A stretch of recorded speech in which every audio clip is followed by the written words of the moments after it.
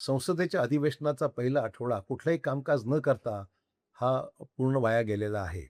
आणि नीट पेपर फुटी संदर्भामध्ये अ, या सगळ्या संदर्भामध्ये दिल्लीमध्ये झालेलं आंदोलन, विद्यार्थ्यांनी केलेलं त्यातून उपोषण आणि त्यातून उद्भवलेले प्रश्न अशा अनेक गुंतागुंतीच्या या सगळ्या विषयातून हा पहिला आठवडा विरोधकांनी कुठलीही चर्चा यावर न करता हा असाच वाया घातलेला आहे. कदाचित संसदेमध्ये जर चर्चा झाली असती, तर हा विषय अगोदरच संपवता आला असता.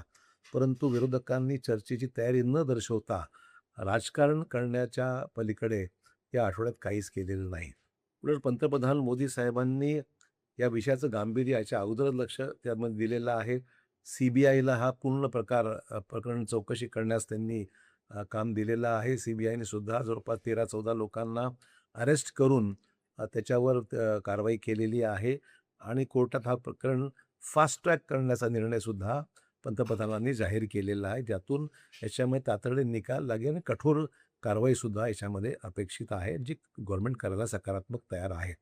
आणि त्याचबरोबर सोनम वांगचुक यांच्याशी चर्चा काल केंद्रातल्या महत्त्वाच्या मंत्र्यांची झालेली आहे. त्या चर्चेप्रमाणे त्यांनीसुद्धा सरकारला उपोषण मागे घेण्याचं घोषित केलेलं आहे आणि ती सरकारमध्ये आणि त्यांच्यावर झालेली चर्चा सकारात्मक असावी म्हणूनच त्यांनी एक पाऊल थोडंसं मागे घेऊन आपलं उपोषणसुद्धा त्यांनी सोडलेलं आहे. त्यामुळे सकारात्मक सुरुवात आहे.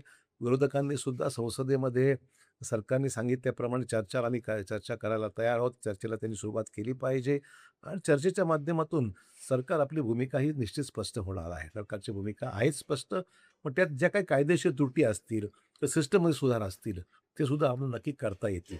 आणि त्यामुळे आज मंत्रिमंडळाची बैठक आहे, केंद्रीय मंत्रिमंडळाची. त्याच्यामध्ये सुद्धा काही धोरणात्मक निर्णय घेण्याची अपेक्षा आहे.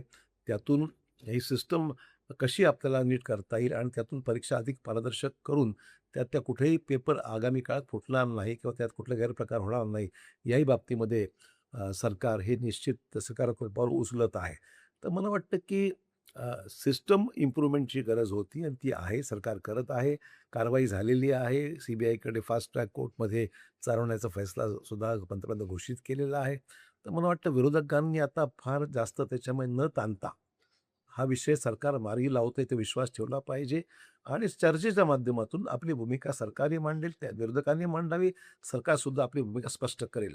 पण नुसतं गदारोळ करून सभागृह न चालवता असं करणं उचित नाहीये, असं माझं मत आहे.